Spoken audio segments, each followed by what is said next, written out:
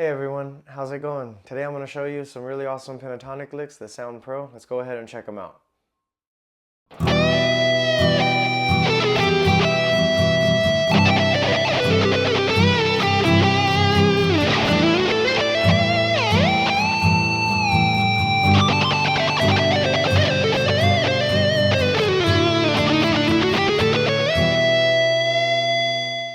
Alright, so I've taken 5 separate pentatonic licks and pretty much just combined them into one short solo piece. This takes place in the key of E minor, and there's a lot of interesting things that are happening. Little tricks that I use to add color and flavor. Let's go ahead and check out measures 1 and 2.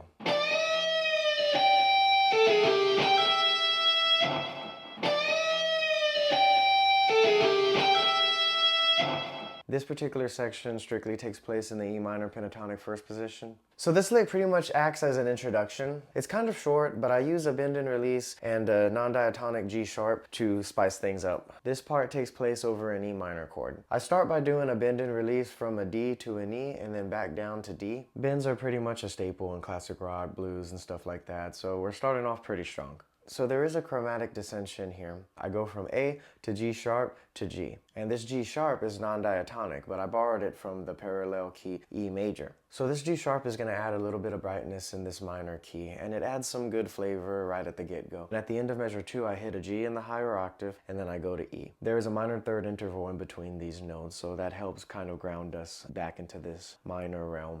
Let's go ahead and check out measures 3 and 4.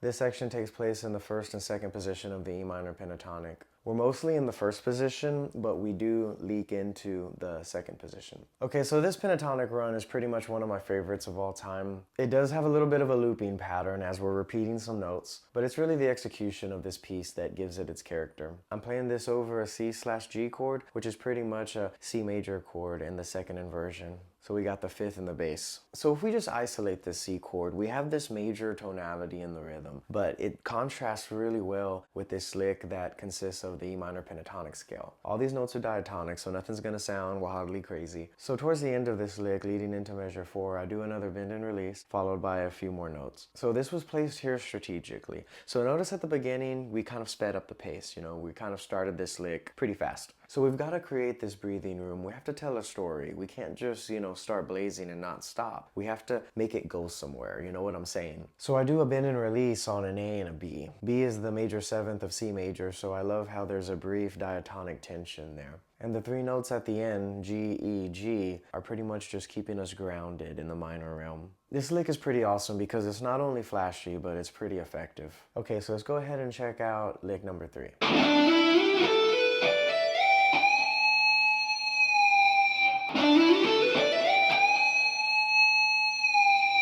Okay, so this lick floats over an A minor 7th chord, and it's pretty much designed as a transition to another part of the neck. We're kind of doing some fretboard navigation here while doing it in a fashionable manner. So here I utilize some slides and some hammer-ons in order to trek through the E minor pentatonic positions 1 and 2 until I pretty much land in 3. I love using licks like this because it offers us a smooth passway to go somewhere else, so that way we're not just stuck in the same spot on the neck. Pay attention to how I navigated from the first E minor pentatonic position to pretty much the third E minor pentatonic territory. Because I strictly utilize notes from the minor pentatonic scale, if you're familiar with these pentatonic positions, you can, very much easily go and use this on something else. So measure 6 is pretty much just a whole bend and release. We go from G to an A, back to a G. These bends are really just a little decoration, just some expressiveness to this piece. And again, if we isolate this A minor 7th chord, the G is the minor 7th and the A is the root. So we're kind of, pretty much establishing the A minor root, but we're also playing with the minor 7th. It's just creating this nice diatonic tension here in the 7th degree G. Alright, so there was a reason why we transitioned to another part of the neck, and it's coming up right now. Let's go ahead and take a look at measure 7 and 8.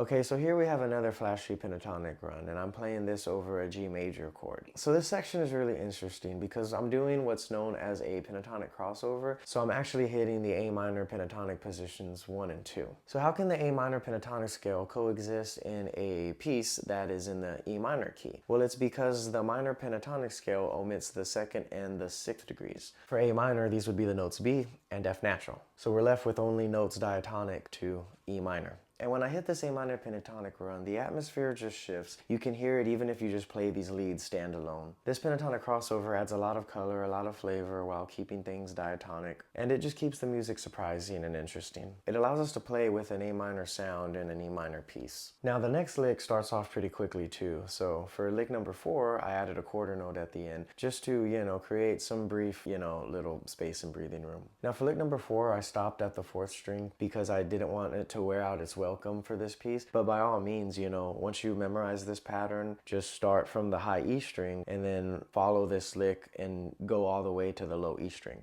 It makes good practice working on speed runs and also gives you scale knowledge with the E minor pentatonic. So let's check out lick number 5.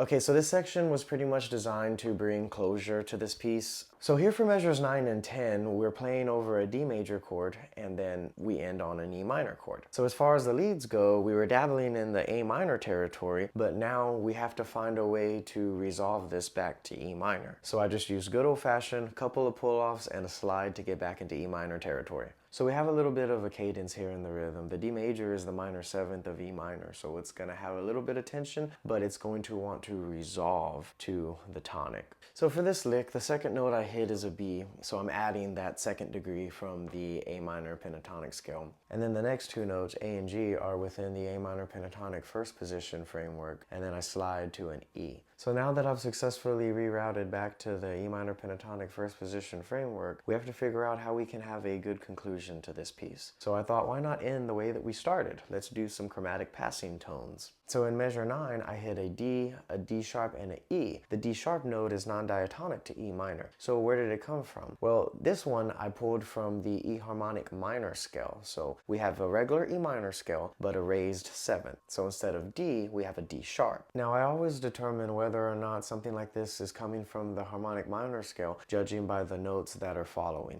So since the next note is an E, I feel comfortable saying that I pulled this D sharp from the E minor harmonic scale. So the notes that follow are D, E, and G. All these are diatonic in E minor. So we're taking the unstableness created by the chromatic passing tones and we're resolving to something more diatonic. But then we do another chromatic passing tone part. We go down to the G string and we hit G, G sharp, and A. So the G sharp, like earlier, is again taken from the E major scale. But then the final notes are B, D, E. Notice that we ended this piece on an E, so we've managed to find a way to resolve and keep this piece rooted in E minor, despite taking some detours along the way. And there you have it, we were able to utilize the E minor pentatonic scale and also do an A minor pentatonic crossover as well. So here we have a solo that revolves around the E minor pentatonic scale, but incorporates techniques like chromatic passing tones, positional shifts, pentatonic crossover, to keep it engaging. We had some dynamic contrast. See where I place the bends. See where I place the intervallic slides. Look at what notes came before and after the parts that were slowed down. Stuff like this created some breathing room and gave us some emotional highs and lows, right? And just see how I gave resolution to this piece. We had a strong return to E minor and it just anchored the piece, leaving a satisfying sense of completion,